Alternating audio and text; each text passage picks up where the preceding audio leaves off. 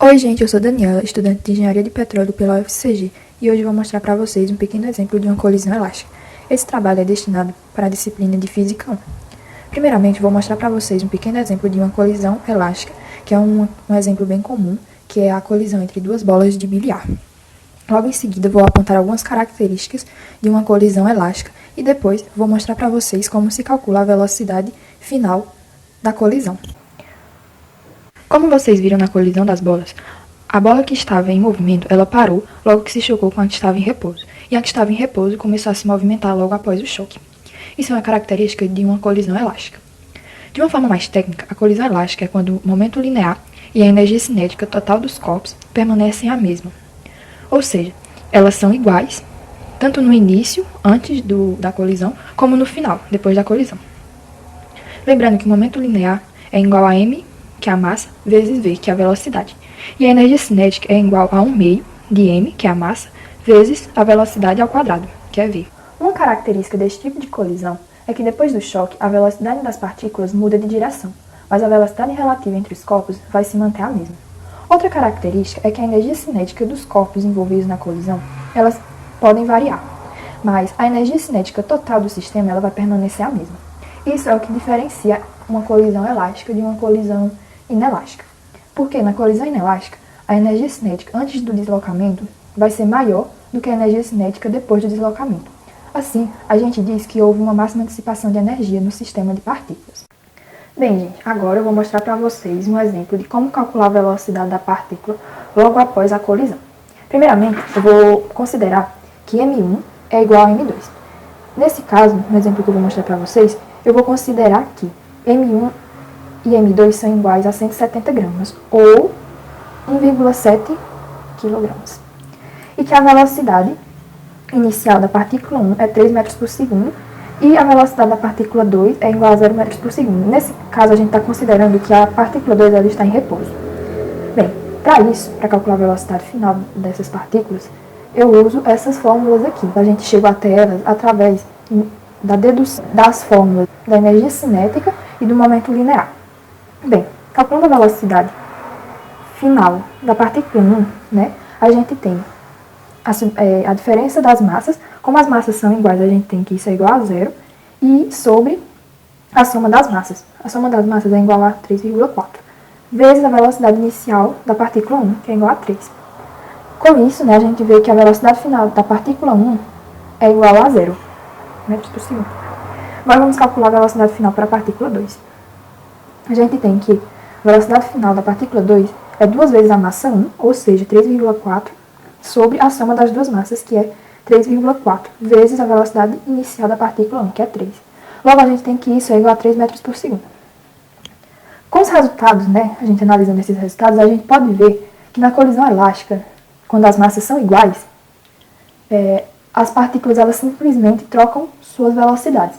A partícula que estava em repouso passa a se movimentar com a velocidade da partícula que estava em movimento. E a partícula que estava em movimento passa agora a ficar em repouso.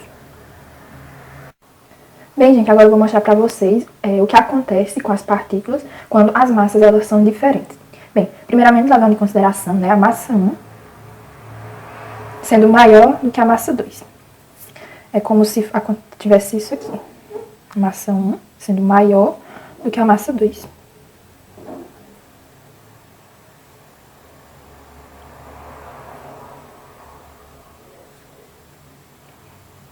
Bem, e com velocidade inicial aqui. Com isso, a gente pode ver, só de olhar no desenho, que como a massa 1 ela é bem maior do que a massa 2, quando elas colidirem, é como se essa massa 2 ela não estivesse na trajetória da massa 1. Aí o que é que vai acontecer? A velocidade da massa 1, da partícula 1, ela vai continuar praticamente a mesma, né? A velocidade final da partícula 1, ela vai ser praticamente, né, a velocidade inicial da partícula 1. E como a partícula 2, ela tem uma massa bem inferior do que a partícula 1, a gente pode analisar que essa partícula ela vai adotar uma velocidade 2 vezes maior do que a velocidade inicial. Aí como é que vai ficar isso? Vai ficar a velocidade final da partícula 2 é igual aproximadamente a 2 vezes a velocidade inicial da partícula 1. Por quê? Porque a partícula 1 ela tem uma massa bem maior do que a partícula 2. Por isso que isso vai acontecer, né? De uma forma mais técnica, falando isso, eu posso dizer que como a bola que entra em choque com a bola que está em repouso é mais pesada, a velocidade V1 é praticamente a velocidade V1 final. E a bola que está em repouso, ela vai adquirir, né, uma velocidade 2 vezes maior do que a velocidade de V1 inicial. Isso daqui, né, a gente pode dizer que é antes da colisão. E depois da colisão, a gente vai ter algo parecido com isso.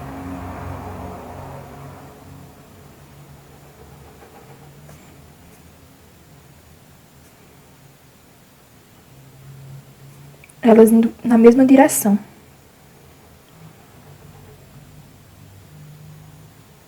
E a partícula 2 com velocidade 2 vezes maior. Agora, a gente vai mostrar o que acontece, né, com as partículas quando M2, a partícula 2, ela tem uma massa maior do que a partícula 1. Né, a gente vai ter algo bem parecido aqui com isso. A partícula 2 é maior do que a partícula 1.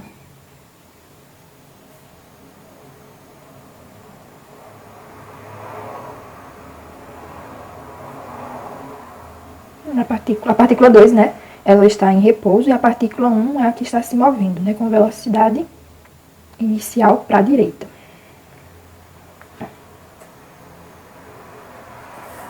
O que é que vai acontecer aqui, né? Como a partícula 1 ela tem uma massa bem pequena em comparação à partícula M2, a gente pode dizer que quando elas se chocam, a partícula M1 ela vai adotar uma velocidade contrária, ou seja, ela vai voltar a sua trajetória. Enquanto a partícula M2, por conta da colisão, ela vai adotar uma velocidade para frente, mas muito pequena, porque quando a gente calcula, o valor vai ser um valor bem pequeno. Aí, por conta, né, da partícula 1 ser uma partícula bem pequena. Fazendo um diagrama aqui de como vai ser depois da colisão, a gente pode ter algo parecido com isso. Depois da colisão, M1, ele vai voltar, vai ter uma velocidade contrária, negativa, e a M2, ela vai vir para frente com uma velocidade bem baixa mesmo. A gente tem algo parecido com isso.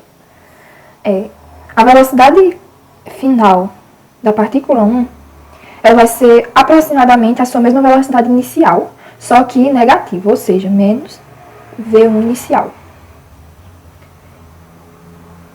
E a velocidade final da partícula 2 vai ser aproximadamente 2m1 sobre m2 vezes a velocidade inicial da partícula 1. Né? Como isso daqui, essa parte bem aqui, vai ser um número bem menor do que 1, quando multiplicado com a velocidade inicial, a gente tem que a velocidade final da partícula 2 vai ser uma velocidade bem pequena. Bem, agora eu vou fazer um pequeno resumo do que a gente viu no vídeo. Bem, a gente falou, né, mostrei um exemplo de uma colisão elástica, eu disse algumas características e fiz algumas demonstrações do que acontecia quando as suas massas variavam. Né, a gente viu que quando a massa 1 era igual à massa 2, né, a gente viu o que acontecia. A gente tem essas fórmulas aqui. Lembrando que essas fórmulas, elas são uma dedução da fórmula do momento linear e da energia cinética.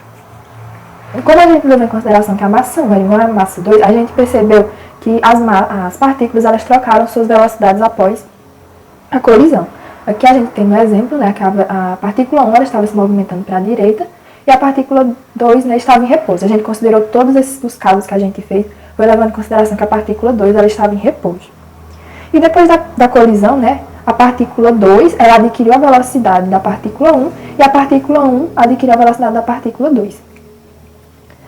E levando em consideração, quando a massa 1 é maior do que a massa 2, né, a gente tinha que a velocidade final de 1 ela era igual à velocidade inicial de 1. Por quê? Porque a massa é uma massa bem grande em comparação à massa 2. Aí a gente tem, né, antes da colisão, isso, e logo depois da colisão a gente tem isso, né, ela se movimentando para a mesma direção, né, e a partícula 2 com a velocidade 2 vezes maior do que a velocidade inicial da partícula 1, né. E, levando em consideração a massa 2 maior do que a massa 1, aqui, a gente viu que a velocidade final da partícula 1 era igual ao inverso da sua velocidade inicial, por conta de quando ela entra em colisão com a partícula de massa mais pesada, ela volta da onde ela veio, né? Como se essa partícula 2 fosse uma barreira impedindo que ela passasse. Ela volta. E a velocidade final da partícula 2 é isso daqui, né?